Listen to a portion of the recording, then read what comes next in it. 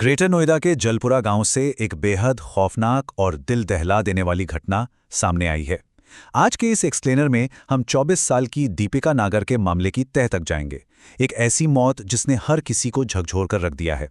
हम मौजूद रिपोर्ट्स, दोनों पक्षों के दावों और पुलिस जांच के आधार पर इस पूरी घटना को निष्पक्ष तरीके से समझने की कोशिश करेंगे। आइए बिना किसी देरी के सीधे मामले पर आते हैं और समझते हैं कि आखिर वहां क्या हुआ था। इस पूरे केस में शुरुआत में ही एक ऐसा सच सामने आता है जो किसी के भी रोंगटे खड़े कर दे। बताया जा रहा है कि दीपिका के ससुराल वाले उसे ग्रेटर नोएडा के शारदा अस्पताल लेकर तो गए, लेकिन जब दीपिका के मायके वाले वहां पहुंचे तो दीपिका की जान जा चुकी थी। और सबसे हैरान करने वाली बात, ससुराल वाले उसके शव को वहीं लावारिस हालत में छोड़कर अस्पताल से फरार हो चुके थे। सोचने वाली बात है कि कोई अपने ही परिवार के सदस्य को ऐसे कैसे छोड़ सकता है। अब सवाल ये उठता है कि आखिर उस रात का सच क्या है।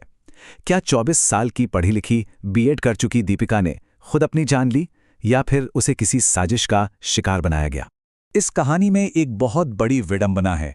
इस मामले का मुख्य आरोपी कोई और नहीं बल्कि दीपिका का अपना पति ऋतिक है। और बात सिर्फ इतनी नहीं है, ऋतिक कोई अनपढ़ इंसान नहीं है। वो बकायदा बीए एलएलबी यानी कानून की पढ़ाई कर रहा है। मतलब जो शख्स खुद कानून के दांव-पेच सीख रहा है, आज उसी पर कानून हाथ में लेकर अपनी पत्नी की हत्या करने का इतना संगीन आरोप लगा है। हालांकि इस मामले में पुलिस का एक्शन काफी तेज रहा। इकोटेक 3 कोतवाली पुलिस ने फौरन दहेज हत्या का केस दर्ज कर लिया और बड़ी बात यह है कि मुख्य आरोपी पति ऋतिक और उसके पिता यानी दीपिका के ससुर मनोज प्रधान को गिरफ्तार भी कर लिया गया है। ये एक जरूरी कदम है ताकि जांच सही दिशा में आगे बढ़ सके। लेकिन ये सब शुरू कैसे हुआ? आइए थोड़ा पीछे चलते हैं और समझते हैं कि हाल ही में 11 दिसंबर 2024 को हुई एक शादी इतनी जल्दी एक खौफनाक घटना में कैसे बदल गई। दीपिका, जो थाना बादलपुर के कुड़ीखेड़ा गांव की रहने वाली थी, काफी पढ़ी लिखी थी। उसकी शादी जलपुरा के ऋतिक से हुई, लेकिन रिपोर्ट्स बताती हैं कि शादी के कुछ ही वक्त बाद ये रिश्ता एक बुरे सपने में बदल गया। मायके वालों का आरोप है कि दीपिका के साथ आए दिन मारपीट होने लगी। और इस शादी में खर्च की बात करें तो दीपिका के पिता संजय नागर ने पूरे 1 करोड़ रुपए खर्च किए थे। जी हां, पूरे 1 करोड़। उन्होंने अपनी बेटी की खुशी के लिए अपनी हैसियत से बढ़कर पानी की तरह पैसा बहाया। लेकिन इतना सब करने के बाद भी क्या हुआ? आरोप है कि ससुराल वालों का लालच खत्म ही नहीं हुआ। 1 करोड़ खर्च होने के बावजूद लगातार 50 लाख रुपए कैश और एक फॉर्च्यूनर कार की मांग की जाने लगी और इसी मांग को लेकर दीपिका पर जुल्म ढाए जाने लगे। अब आते हैं उस मनहूस रविवार के दिन पर जब ये सारी प्रताड़ना अपनी हदें पार कर गई। इस टाइमलाइन को समझना बहुत जरूरी है। रविवार दोपहर को दीपिका अपने पिता को फोन करती है। वो रो रही होती है और बताती है कि उसके साथ मारपीट की जा रही है। एक परेशान पिता दोपहर के बाद भागकर जलपुरा पहुंचता है। ससुराल वाले उन्हें समझा बुझाकर वापस भेज देते हैं कि सब ठीक रहेगा, हम ध्यान रखेंगे। लेकिन उसी रात ससुर का फोन आता है कि दीपिका गिर गई है। कुछ ही घंटों में हालात इतने कैसे बदल गए?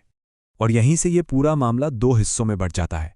क्या ये वाकई हत्या है या आत्महत्या? क्योंकि दोनों परिवारों के दावे एक दूसरे से बिल्कुल उलट हैं।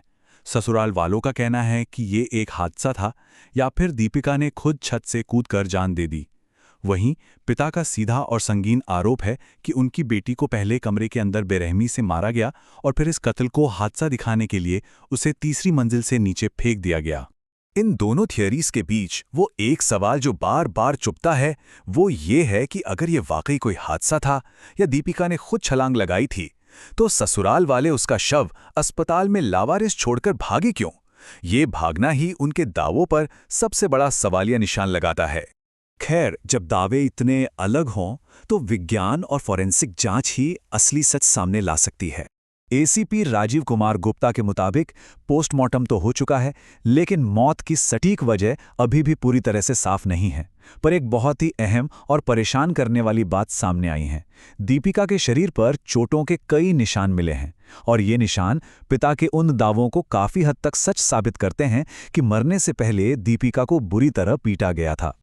तो अब पुलिस आगे क्या कर रही है? सच्चाई तक पहुंचने के लिए विसरा को सुरक्षित रख लिया गया है, जिसे फोरेंसिक लैब भेजा जा रहा है। इसके साथ ही पुलिस दीपिका की मोबाइल कॉल डिटेल्स का भी इंतजार कर रही है, जिससे आखिरी वक्त की बातचीत का पता चल सके। और हां, इस मामले में फरार चल रहे बाकी 5 आरोपियों को पकड़ने के लिए लगातार छापेमारी भी हो रही है।